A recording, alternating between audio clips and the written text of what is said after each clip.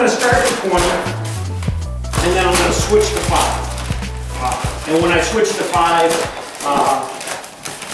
the last thing I'm going to do is hit it with the topping. And there's a really good chance I can scrape the dry stuff off of the top of this, get it out of my way, get the loose stuff that's underneath, the good stuff that's underneath, and do a skim coat, because there isn't all that much here. Once I get my fast setting compound in. And I've seen guys too, they talk about they have the little drill that they mix this up with. Great idea. That's a great idea. I just do it this way. I always have done it this way. And it's like trying to teach an old dog, really old dog. And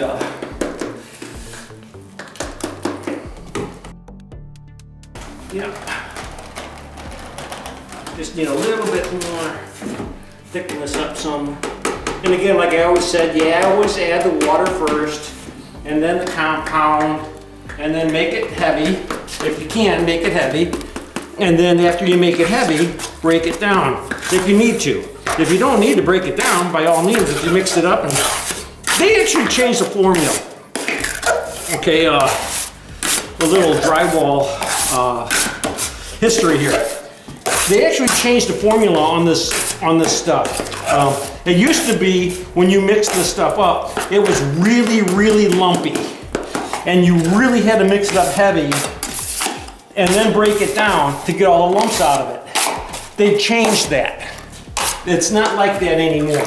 So they've made it so it mixes up creamier than it used to. And trust me, it mixes up creamier than it used to, because it never really mixed up this easy before. It used to mix up a lot tougher than it does now. But let's get this cleaned up. I don't need much on here. I coat just to get it down. And the reason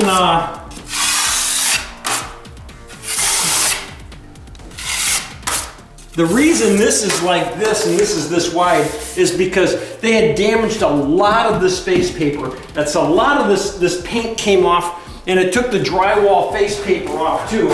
So I had a lot of problems with this. I had to hit this a few times just to stop it from blistering, the paper from blistering out. I don't see here. Here's a spot right here. You see where that face paper is broken or ripped off? Well, that was all through here. And that's why those look like that. But that one isn't. They did a good job of taking that off. Must have been somebody else who removed it. All right. Now I'm gonna mud this up without trashing out the stairs. I'm not too concerned. From what I understand, these floors, something's happening with these floors, but I gotta get this done without really trashing out the stairs. Oopsie. There's nothing that I can get on here that I can't get off of here either. So, but as some of you guys know, I'm a hack. I'm a slob. You know, at first, there's times where you're just trying to be so careful, and you're just going and you know, and then you do it 100,000 times, and you're just like, I just want to get it done. I just want to get it done now, because you've done it so many times. You don't need, you know what you're doing. It's like your hands have second nature to them, and they know exactly. You do it with your eyes closed, because you don't have to think about it anymore. You've thought about it 100,000 times already. You don't have to think about it anymore. So you just have to do it. Doesn't that turn out nice? Look at that. Didn't that just turn out so nice? And I wipe this down. I can coat this immediately, guys. I don't have to wait to coat this. I can coat this right out. And I don't have to worry. If you noticed, when I did the stair back, I finished this. This is all finished on this side. This side isn't the finished one. So I can coat this now with a 6 because I don't have to go all the way. Huh. Got a scratch on my 6. I got a bad spot right there. Look at the scratch it left. Right now I have to use this side of my 6. The other side's got a little waha in it. So, but I don't have to go all the way to this edge because that's finished already. I just have to take care of this corner. That's all I have to do. And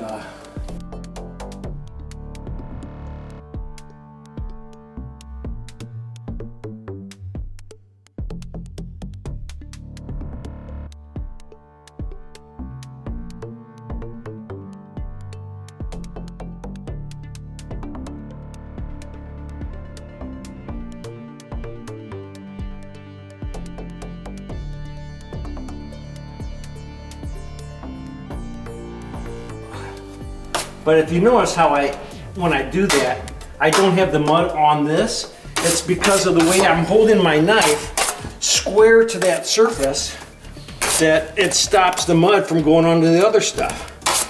And it would be much, much easier if they would have let me get in here before they really finished the stairs, but that's okay. I can do this. I have the technology. Uh-oh, look at here. I got a piece of drywall right here that I have to tape. Look at that. Go grab a piece of tape.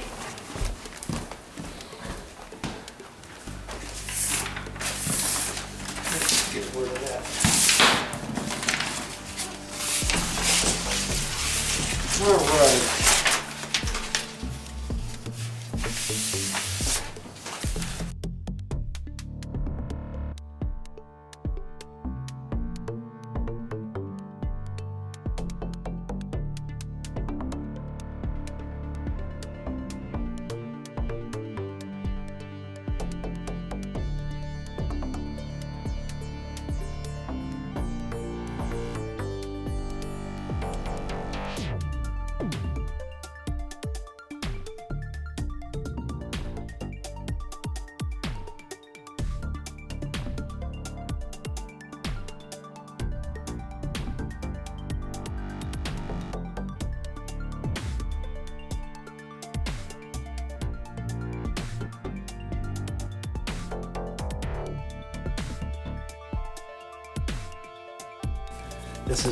This is tough because I have this detail here that I have to try to get around.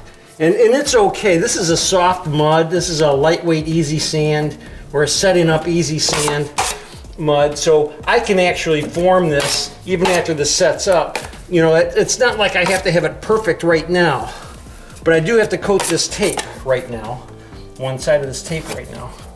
And when I'm done with this 20 here, everything should be taped and coated.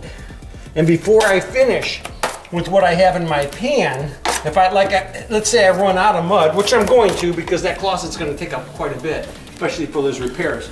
But what happens is if I leave some of this mud in my pan and I just remix some more 20 in there, it's going to accelerate how my second batch of 20 is going to set up. It's not like I'm going to have to wait another 20 minutes for it to set up.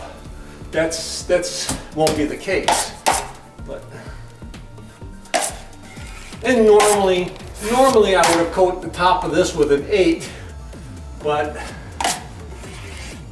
I can pretty much do anything I want to with the 6. It's no big deal.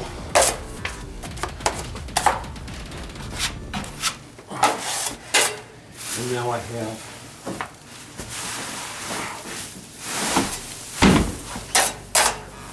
have the top of this to do. Now I don't have to do it all because the casing's going to cover that.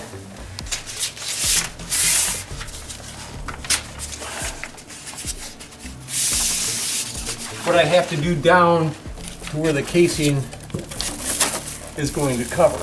That I have to do.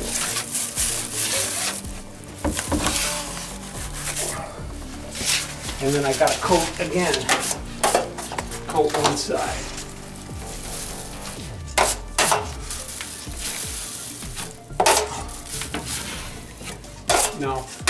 Now guys, that's ready to skim. As soon as this sets up, I can put a skim coat on that and it's ready to sand after it dries.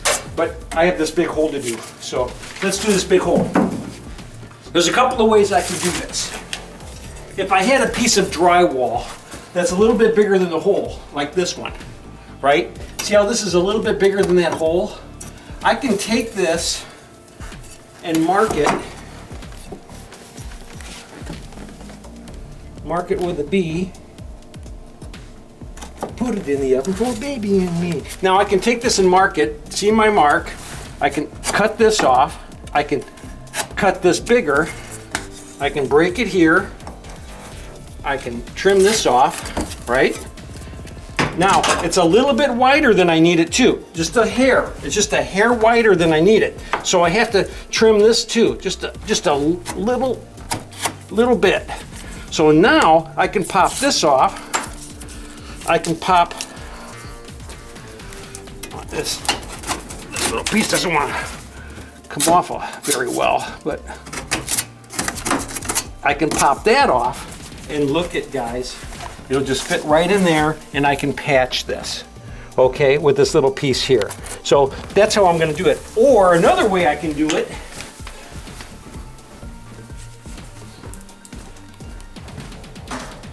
you see me use this quite often, this stuff here, quite often, and I can take this and I can cut it the size. My snips need a little bit of Earl on them. One thing about drywall finishers, all their tools just rust to death. But I can take this now, I can cut this to size, and I can mud this up and stick this in here as a patch too. Either or is going to work. So it doesn't matter. One thing about this stuff though is if it does get bent on you, I don't like it when it has a bend on me. It wants to form there. But you see how that will work? How easy that works there too. But what I'm going to do is I'm going to use this. And when I use this, I'm just going to take the mud. I'm going to put it on it just like that. I'm going to stick it in place. Get in place. It's not listening to me. It needs to get in place. All right. It's like my bulldog, bullheaded, won't listen to me. All right. And remember what I said. This, when they get the casing on here, all of that's covered. All of that is covered. Now I just have to let this set. Now I can coat this a little bit. If I had a smaller knife, I could coat it easier. Let me see if I have a smaller knife in here. Don't know if I grabbed them or not. Hard to see. Oh, I have that. Actually, I'm going to need this. I'll need this. I'll use this one instead. No, don't have a smaller knife in there. No, I don't have a smaller knife in there either. So a lot of times if I don't have a small knife and I just have a little spot, sometimes I'll just take a piece of tape and I'll fold it up. And I'll fold it up a little bit and I'll use this. Because it doesn't have to be, like I said, great this coat. And I can fix it later. But I'll just throw a quick coat on here with this. So, walk away. All right, that's good enough. And that's all gonna get covered. We're okay with that.